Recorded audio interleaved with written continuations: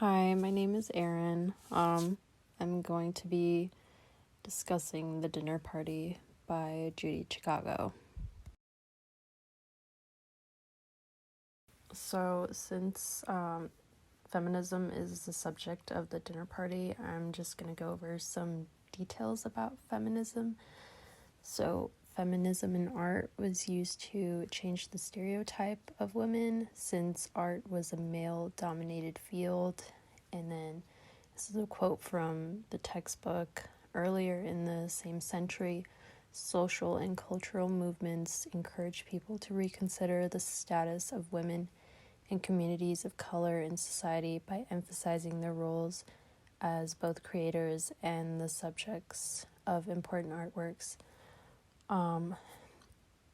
This line from the textbook really relates to the subject of feminism because it's talking about empowering the roles of women, and that's what The Dinner Party is doing. So again, the subject is feminist art. The Dinner Party developed during the postmodernism movement. Postmodernism rejected traditional and established practices and questioned the importance of themselves and their roles in art. So here, Chicago is using her important role to pay tribute to women in history and civilization, both historical and mythical women. Media used in The Dinner Party is porcelain, textile, and ceramic.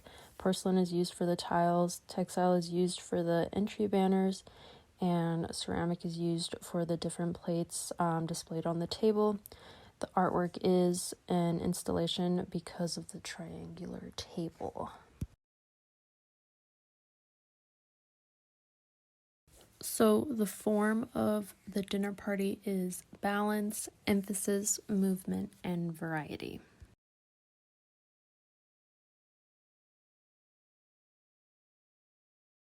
The context of The Dinner Party is located in the Brooklyn Museum of New York City. It was created by Judy Chicago and 400 volunteers in the 1970s. It took 5 years to create. Created in 1979. It was intended to teach about the history of women, and I did include a quote from a website stating the goal of The Dinner Party.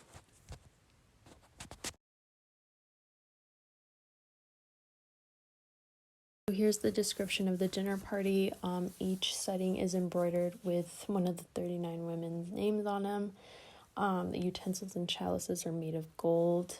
The plates are with raised motifs that appear as female genitalia or butterflies or flowers. Each plate and setting represents the women Chicago is paying tribute to.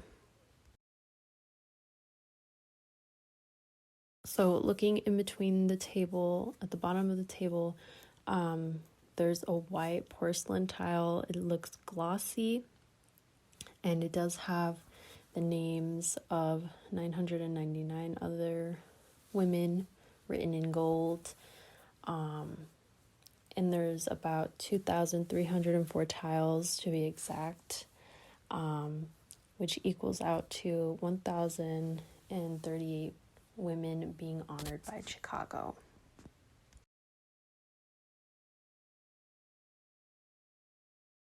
So here we can see a better look at the plates.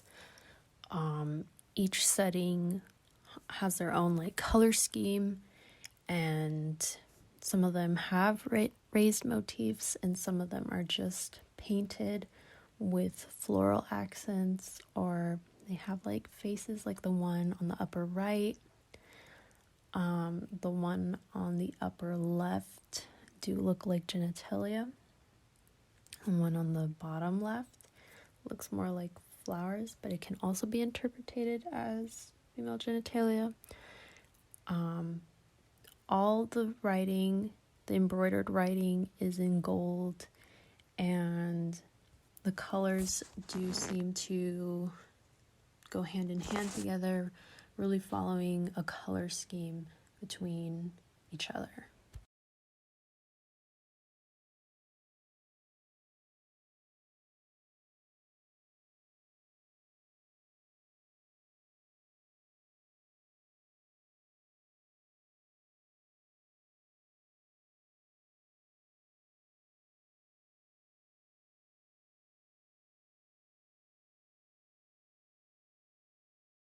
So to conclude, I really did enjoy the dinner party.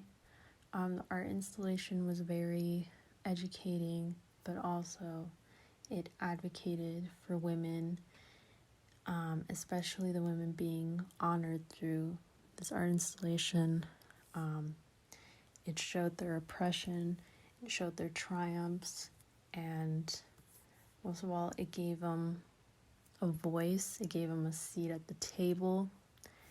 And I really enjoyed it because as a woman, I like to learn about feminism, and this was a really good stepping stone into learning about feminism.